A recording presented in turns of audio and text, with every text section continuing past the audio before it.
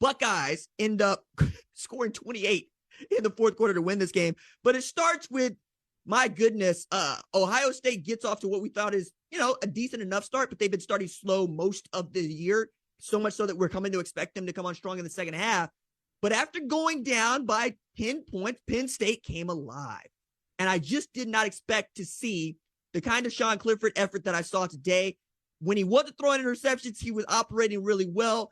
Katron Allen came on strong there toward the end. Nick Singleton doing what he can. But the guy who was absolutely putting Penn State on his back, Parker Washington, my goodness, had the game of his life here. I think it's 11 catches, 179 yards in this one. And some of these were circus catches against an Ohio State defense that we now know is not flawless and has some shoring up to do, specifically at the cornerback positions. They are not as strong there as they have been in years past. Tanner McAllister even having one of the worst games of his career after putting together one of the best games of his career last week. It just did not look like Buckeye football back there in the secondary as Parker Washington, Mitchell Tinsley were having their way back there along with Brendan Strange. But what was really interesting for me is how this game turned around in the second half after Penn State went up 21-16. By the way, the 31 points that Penn State was able to score on Ohio State is the most that the Buckeyes have given up all season. And all through this game, I kept asking two things. Why is Ryan Day running the football? And when is the Buckeye offense that I know going to come alive? And sure enough, when they needed him most, Travion Henderson hits the home run for the TD to put them back in front and to make this a ball game once again. I've said it before. The Ohio State offense is less like a sports car and more like a lightning strike. You feel it quick, fast, and in a hurry. It's a thunderclap. My goodness, when they come on strong. And quietly, CJ Stroud does not look great in this game. As a matter of fact, I would say he even looked sometimes confused, even pedestrian. But the stat line is ridiculous. 26-33 for 354 yards through the air with a TD. And of course, 185 of those receiving yards are to one Marvin Harrison Jr., who I believe at the very least is going to be a Biletnikoff Award finalist, if not a Biletnikoff Award winner, because this dude has just been outstanding in clutch situations for Ohio State. It's so much so that we're watching the game and you know that Ohio State needs to get a first down or they need somebody to make a big catch. And it's Marvin Harris, this dude wearing 18 that CJ Stroud is going to go looking toward. And he kept coming up big for the Buckeyes and Brian Hartline, especially there toward the end. Mayan Williams got him off started with a scoring TD. He also scores on his birthday. He turned 21 today. Happy birthday to Mayan Williams, but needed to leave the game due to injury. Ryan Day says he should be all right. We're also looking at this game going, could they have done with Jackson Smith and Jigba on offense? And the answer is always yes, right? But he did not travel and he was not available, which is another way of me saying this is the Ohio State offense and frankly defense that you are seeing without what is probably their best player in one Jackson Smith and Jigba. Imagine what this offense might look like once they get back their true number one receiver. Maybe that's Marvin Harrison Jr. We'll see. But the dude that was their number one last year, who had 95 catches for over 1,600 yards and 347 in the Rose Bowl in a win against Utah. Okay? You could do with having that dude back, especially if you get back a healthy Mayan Williams to go along with Trey Henderson, who also needed to carry the load. This has been really cool for me to see for Tony Alford and his running back group. Both Trey Henderson and Mayan Williams have been unavailable at points this season. And both of those guys have had to pick each other up, and they've had each other's back all the way through. Penalties really did hurt Ohio State in the fourth quarter.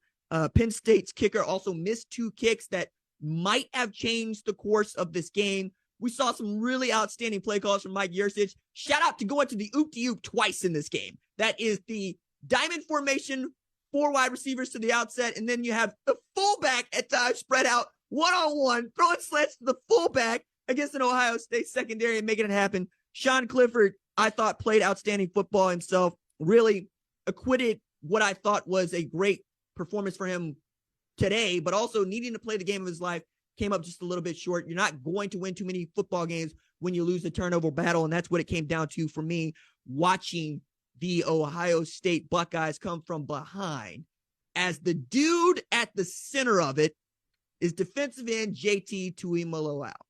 So I want to take a moment here to talk about JT turnovers.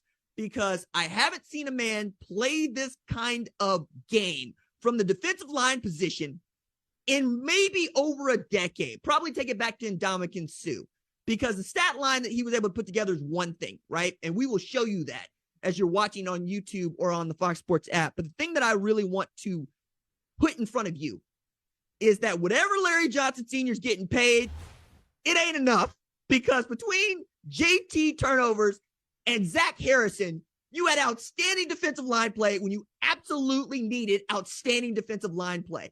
You're talking about guys that were tipping passes to each other and picking them off. You're talking about defensive linemen with hands like defensive backs, dudes that are getting off the ball and get to the quarterback to strip the ball, to recover the ball, to take it back, to score TDs. In the fourth quarter alone, JT turnovers is responsible for 21 points for the Ohio State Buckeyes in a game where they absolutely needed every last one of those 21 points to win in Happy Valley, a place that is always going to be difficult for Ohio State to win. But somehow they keep coming up big, and it's because they can go get studs like JT turnovers to come to Ohio State to do exactly this. As a matter of fact, he told this to Jenny Taft in the lead up to the game. I really love playing for Larry Johnson Sr. He reminds me of my granddad. He's the kind of dude that I love to learn from. And you can see he is taking what he is taught and he is putting it into action. Outstanding hands for this man, wearing number 44 as they scored 44. And what I think is going to go down is perhaps the best game by a defensive lineman for an Ohio State Buckeye since Chase Young, and the best game that I've seen from an Ohio State defensive lineman maybe ever, right? I mean, I got to take it back to Ndamukong Suh, what he did in 2009, when I'm talking about how a defensive lineman might have dominated the game. But for him to do it in crunch time, specifically in the fourth quarter there toward the end, as he also was helping the offense get back onto the football field after they're going 3 and out, you can't say enough good things about what JT Tuimoloau was able to do. And this is for an Ohio State defense that was skunked with a defensive player of the week in the Big Ten all of last year. Tommy Eichenberg got that started off. He's won it twice, I believe, this season. And then, I mean, Gus said it on the broadcast, and we're all just echoing it. Yeah, JT Tuimoloau is going to be your defensive player of the week in the Big Ten. And I believe a dude that has vaulted himself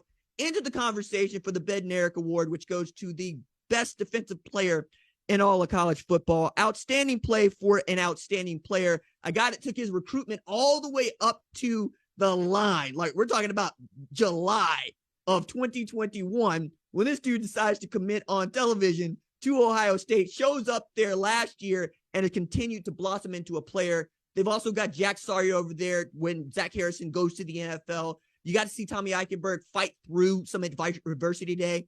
He gave up a big TD to Katron Allen where he just frankly got run over and ran through in a game that was really tight, bounced back from it. Saw the Ohio State defense bend but not break.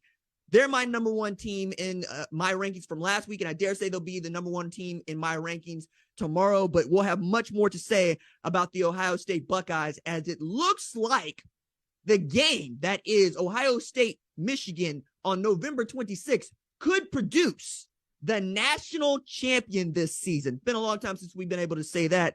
Thank you for watching the #1 college football show. Please remember to subscribe to the channel and like this video so that you don't miss any of the best college football coverage in America.